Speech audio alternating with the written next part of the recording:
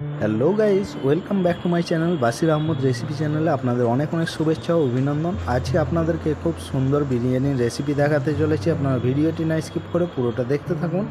এদিকে আমি চাল চাপিয়ে দিয়েছি আর এদিকে পেঁয়াজ ভাজতে দিয়ে দিয়েছি। এগুলো আগে থেকে আমি সমস্ত কিছু রেডি, উপকরণ যা কিছু লাগে সমস্ত কিছু রেডি করে রেখে দিয়েছি। এদিকে চিকেনটাকেও ম্যারিনেট করে রেখে দিয়েছি খুব ভালোভাবে মশলা দিয়ে, দই দিয়ে। তো পেঁয়াজটাকে ভেজে নিতে হবে। আমাদের প্রথম কাজ হচ্ছে পেঁয়াজ ভাজা।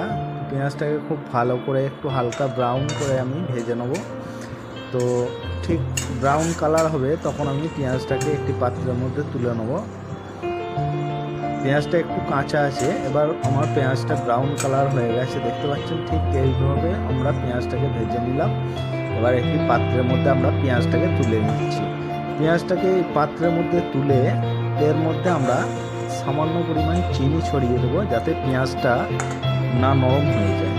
চিনি ছড়ালে পেঁয়াজটা একদম কড়ক হয়ে থাকবে, সেই জন্য আমরা এর মধ্যে সামান্য পরিমাণ চিনি ছড়িয়ে দেবো। তো এবার আমরা ওই তেলের মধ্যে আলুগুলো ভেজে নেব। আলুগুলো আমরা ভালো করে কেটে ধুয়ে রেখে দিয়েছিলাম, বড় বড় সাইজে আলু কেটে নিয়েছি। আর এর মধ্যে এবার মশলা আমরা দিয়ে দেবো। প্রথমে দিয়ে দিচ্ছি নুন, সামান্য পরিমাণ। নুনটা স্বাদ অনুসারে দিতে হবে, তো স্বাদ অনুসারে নুনটা আমরা দিয়ে দিলাম। এরপরে দিয়ে দিলাম সামান্য পরিমাণ হলুদ দিয়ে। এবার দিয়ে দেবো আমরা সামান্য পরিমাণ রেড ফুড কালার, যাতে আলুটা একটু লালচে কালারের হয়। তো সামান্য পরিমাণ রেড ফুড কালার বা কাশ্মীরি লঙ্কা দিলেও হবে। এবার আমরা এটাকে কিছুক্ষণের জন্য ঢাকা দিয়ে রেখে দিচ্ছি, যাতে আলুটা ভালো করে একটু সিদ্ধ হয়ে যায়। আলুটা খুব ভালো করে সিদ্ধ করে নিতে হবে। তো আমরা এটাকে ঢাকনা খুলে একবার ভালো করে নেড়ে ছেড়ে দিচ্ছি। একবার এইভাবে নেড়ে নিতে হবে, দিয়ে আবার আমরা ঢাকা দিয়ে রেখে দেবো কিছুক্ষণের জন্য।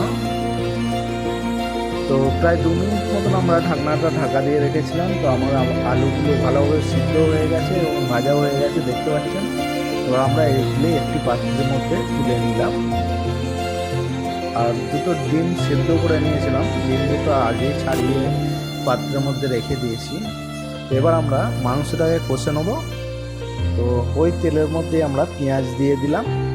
পেঁয়াজটাকে খুব ভালো করে ভুনে নেব। এবার দিয়ে দিচ্ছি দারচিনি, লবঙ্গ, তেজপাতা, এলাচ, সমস্ত উপকরণগুলো আমরা মাংসের মধ্যে দিয়ে দিচ্ছি। তো বিরিয়ানিতে যে মশলা লাগে সেই মশলাও সামান্য পরিমাণ এর মধ্যে অ্যাড করতে হবে। এইভাবে আমরা ভালোভাবে চিকেনটাকে কষে নেব। তো ঢাকা দিয়ে রেখে দিচ্ছি। এবার এর মধ্যে সামান্য পরিমাণ পানি দিয়ে আবার নেড়ে ছেড়ে নিচ্ছি। ভালোভাবে নেড়ে ছেড়ে এটাকে সিদ্ধ করে নিতে হবে। এবার ঢাকা দিয়ে রেখে দিলাম। এবার যে আলুগুলো আমি দিয়েছি, আলুগুলোর সঙ্গে সামান্য এটাকে একটু কষিয়ে নিয়ে আলুগুলো আমি এর থেকে তুলে নেব। আলুগুলো ভিতরটা একটু কাঁচা ছিল, সেই জন্য আমি মাংসের সঙ্গে আলুগুলো দিয়ে দিয়েছি, যাতে এগুলো ভালোভাবে পানিতে সিদ্ধ হয়ে যায়। একদম ভিন্ন ধরনের, আপনারা দেখি বুঝতে পারছেন। তো আমাদের রেডি হয়ে গেছে, মাংস কষাও রেডি। আলুগুলো আমরা মাংস থেকে আলাদা করে নিয়েছি। দুটো ডিম যে সিদ্ধ করে রেখেছিলাম সেগুলো ছাড়িয়ে পাত্রের মধ্যে রেখেছি। যে পাত্রের মধ্যে আমরা পেঁয়াজ ভাজাটাকে রেখেছি, সেই পেঁয়াজ ভাজার পাত্রের মধ্যে আমরা ডিমগুলো রেখেছি। এবার আমরা ভাতটাকে একটি পাত্রের মধ্যে ভালোভাবে চাড়িয়ে নেব। তো প্রথমে আমরা এই পাত্রের মধ্যে ঘি দিয়ে দেবো। সামান্য পরিমাণ ঘি আমরা এর মধ্যে চাড়িয়ে দেবো। ঘিটা জমাট বেঁধে থাকলে এটাকে হালকা পরিমাণ আমরা গ্যাসের ওভেনে গরম করে নেব। গরম করে নিলে ঘিটা একদম গলে যাবে এবং সমস্ত দিকে ভালোভাবে এভাবে চাড়িয়ে লাগিয়ে নিতে হবে নিচেটায় দিয়ে। এবার এর মধ্যে আমরা প্রথমে দিয়ে দিচ্ছি ভাত। তো সামান্য পরিমাণ ভাত আমরা দিয়ে দিলাম। ভাতটাকে এবার আমরা হালকা একটু চাড়িয়ে নেব, চামচ দিয়ে ভালো করে একটু চাড়িয়ে নিচ্ছি। চাড়ানো হয়ে গেছে। এবার আমরা এর মধ্যে আলুগুলোকে দিয়ে দেবো। তো যে আলুগুলো আমরা ভেজে রেখেছিলাম সেই আলুগুলো দিয়ে দিলাম।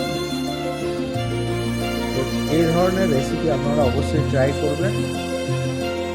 এবার আমরা দিয়ে দিচ্ছি পেঁয়াজ ভাজা সামান্য পরিমাণ, আর এবার দিয়ে দেবো গোলাপ পানি, আর একটা হচ্ছে কেশর, কেওড়া আর মিঠা আতর মিক্স। তো একটি লিকুইডের মধ্যে সমস্ত কিছু অ্যাড করা আছে। কেশর, কেওড়া আর মিঠা আতর এর মধ্যে অ্যাড করা আছে। তো সেই জন্য আলাদা করে ফুড কালার আপনাদেরকে দিতে হবে না। এবার আমরা চিকেন কষাটা দিয়ে দিচ্ছি। চিকেন কষাটা এভাবে ভালোভাবে আমরা চাড়িয়ে দিয়ে দেবো। আর একটা জিনিস ধ্যান রাখতে হবে যে বিরিয়ানিটা যখন সাজানো হবে ধ্যান রাখতে হবে কাটার সময় ঠিক সেইভাবেই সেটাকে ফাঁস করতে হবে, যাতে আলুগুলো কেটে না যায় বা মাংসগুলো না ভেঙে যায়। তো সেই জিনিসটা ধ্যান রাখতে হবে। এবার আমরা এর উপরে সামান্য পরিমাণ ঘি দিয়ে দিলাম।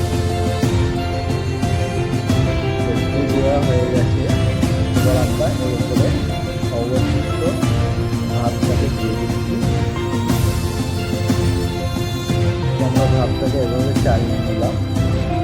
আর হাঁড়িতে লেগে থাকা অবশিষ্ট ভাতগুলো আমরা হাতে করে ভালো করে মুছে নিয়ে আমরা দিয়ে দিলাম।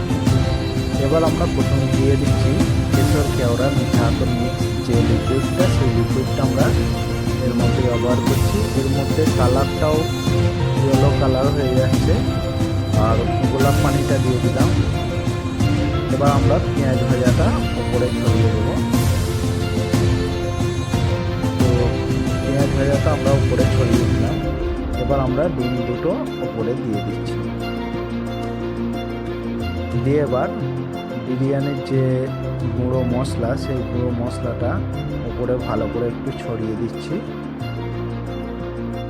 প্যাকেটের মুখটা আমি ছোট করে কেটেছি, সেই জন্য একটু সময় লাগছে বের হতে। বড় করে কাটলে অনেক বেশি পড়ে যাওয়ার সম্ভাবনা থাকে, যার ফলে বিরিয়ানিটা খারাপ হয়ে যেতে পারে। তো এবার আমরা ঢাকা দিয়ে রেখে দিলাম। এটা 10 মিনিট মতন আমরা ভাপে দিয়ে দিচ্ছি। এবার আমরা বিরিয়ানিটা 10 মিনিট পরে সার্ভ করে নিচ্ছি। তো আমাদের ভিন্ন ধরনের রেসিপি আপনাদের কেমন লাগলো অবশ্যই কমেন্ট করে জানাবেন, এবং এই ধরনের রেসিপি যদি আপনারা আগেও দেখে থাকেন অবশ্যই আমাদেরকে কমেন্ট করে জানাবেন। তো দেখতে পাচ্ছেন আমাদের বিরিয়ানি রেসিপি রেডি হয়ে গেছে। এবার আমরা এটাকে গরম গরম সার্ভ করে নিয়েছি। তো বন্ধুরা আজ এ পর্যন্তই।